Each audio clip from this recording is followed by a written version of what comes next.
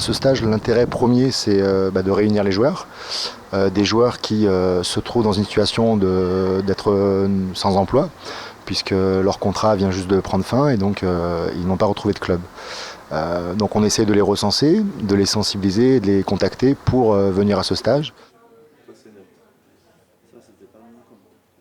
Moi, je suis étranger et toutes ces situations, quand tu te retrouves sans un emploi ou tu te retrouves d'un jour à l'autre, tu vois, un peu sans rien, on dirait. Tu es tout loin de ta famille et tout, ça vient de s'appuyer sur des mecs qui connaissent vraiment la situation, il peut t'expliquer, il peut te bien guider. Comme ça te donne une tranquillité mentale très très bonne. Et c'était ça les plus importants pourquoi j'ai décidé de venir. Les joueurs dans cette situation, on s'aperçoit qu'ils sont un petit peu isolés, un peu livrés à eux-mêmes. Certains ne le vivent pas très bien, voilà, c'est jamais simple de se retrouver sans contrat. Pour certains, ils ont toujours fait du rugby, c'était un peu leur passion, et là ils s'en retrouvent quelque part privés. Donc avec tout ce que s'ensuit, la situation de chômeur, donc c'est jamais au niveau le statut social est jamais simple à assimiler. Donc en les réunissant, on s'aperçoit qu'en leur donnant des informations, ils se sentent un peu soutenus. Ils échangent avec d'autres joueurs qui sont dans la même situation qu'eux, donc ça leur permet de relativiser sur la période qu'ils vivent. Comme là on est en recherche de club et on croise d'autres joueurs et on en parle entre nous et Proval nous aide beaucoup à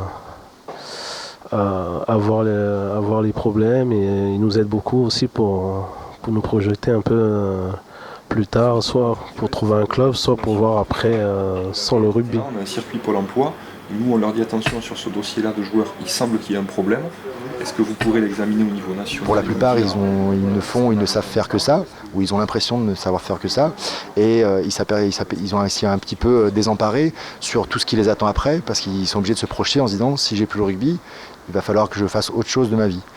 Et l'intérêt, c'est de les aider un petit peu à formaliser tout ça. C'est notamment le but des ateliers collectifs qu'on organise, où un intervenant les aide un petit peu à mettre leurs idées en ordre et puis à commencer à se projeter un petit peu sur l'après-rugby ou sur les à côté du rugby.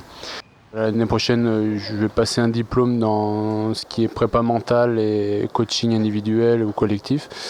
Donc voilà, j'aimerais bien par la suite monter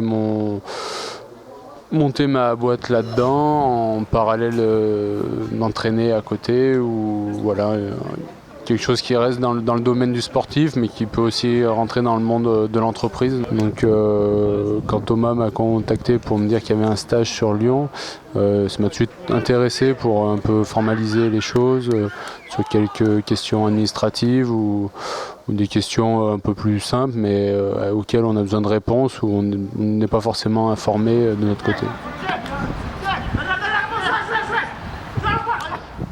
On s'aperçoit que les joueurs qui viennent parfois peuvent venir avec quelques réticences ou par timidité ou par pudeur, être un petit peu sur la défensive, et souvent le fait de passer un jour et demi, 2 jours avec eux, ça leur permet vraiment de relativiser comme je disais, et puis surtout de repartir chez eux en étant un petit peu regonflés, en voyant qu'il y a des gens qui sont là aussi pour les aider, pour les renseigner, pour les soutenir, donc ils ont souvent les idées un petit peu plus claires, et puis le fait d'avoir un petit peu pensé à la suite, souvent sportivement ils ont déjà des objectifs par le biais de leurs agents où ils sont au courant de ce qui peut se passer, mais sur les à côté, sur l'accompagnement qui va avec, souvent ils se sentent un petit peu regonflés et c'est plus facile, et il y a une confiance qui repart, ils reprennent confiance en eux et ça les rebooste un petit peu pour la suite.